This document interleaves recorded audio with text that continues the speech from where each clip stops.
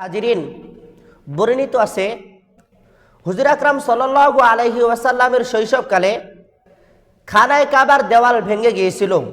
তাকে মেরামত করার জন্য সমস্ত মুসলমানরা ছোট বড় সকলেই তাকে মেরামত করার জন্য প্রস্তুতি নিয়েছিল, তাকে মেরামত করতেছিল।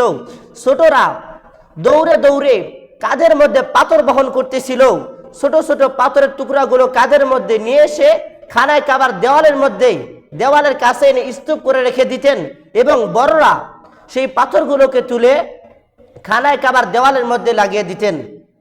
হুজুর আকরাম সাল্লাল্লাহু আলাইহি ওয়াসাল্লামও ওই ছোট ছোট বাচ্চাদের মতো তিনিও এই কাজের মধ্যে লিপ্ত ছিলেন। কিছুক্ষণ পর যখন তারা দীর্ঘ সময় ধরে এই কাজ করতেছিলেন, কিছুক্ষণের মধ্যেই ওই বাচ্চাদের কাঁধ ব্যথা করতে শুরু করলেন। তারা কি করলো?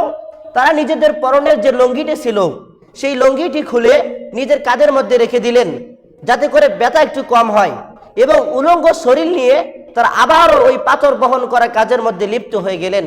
কিন্তু হুজুর আকরাম সাল্লাল্লাহু আলাইহি ওয়াসাল্লাম তিনি নিজের লুঙ্গি খোলে নাই, তিনি উলঙ্গ হন নাই, বরং তিনি চুপচাপ পাথর বহন করতেই ছিলেন। মুহতারাম হাজিরিন, অনেকক্ষণ ধরে যখন এই কাজ তিনি করতেছিলেন, তিনারও কাঁধ ব্যথা করতে শুরু করলেন। তিনার এই কষ্ট দিকে ওই জায়গার মধ্যে ছিলেন তিনার চাচা উপস্থিত ছিলেন। তিনার চাচা যখন দেখলেন নিজের ছোট ভাতিজা অনেক কষ্ট হচ্ছে তেনার, তখন তিনি আর চুপ থাকতে পারলেন না। তখন তিনি বললেন, ভাতিজা, তুমিও ওই বাচ্চাদের মতো নিজের লুঙ্গি খুলে নিজের কাঁধের মধ্যে রাখো, তাহলে তোমার কষ্ট হবে না। হুজুর আকরাম সাল্লাল্লাহু আলাইহি ওয়াসাল্লাম নিজের চাচার আদেশকে অমান্য করাকে পছন্দ করলেন না।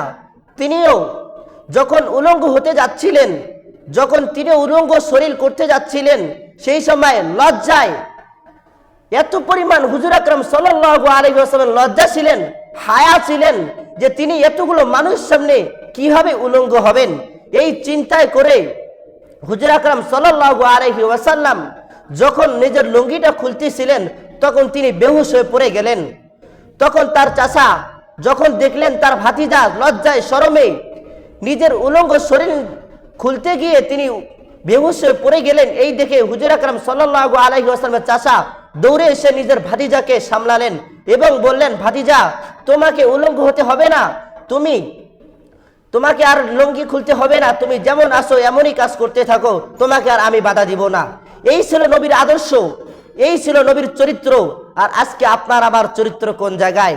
ভাই, একটু চিন্তা করলেই বুঝতে পারবো কি ছিল আমাদের নবীর সাল্লাল্লাহু আলাইহি ওয়াসাল্লামের আখলাক চরিত্র, আর আজকে আপনার আমার আখলাক চরিত্র কি রকম। কাটা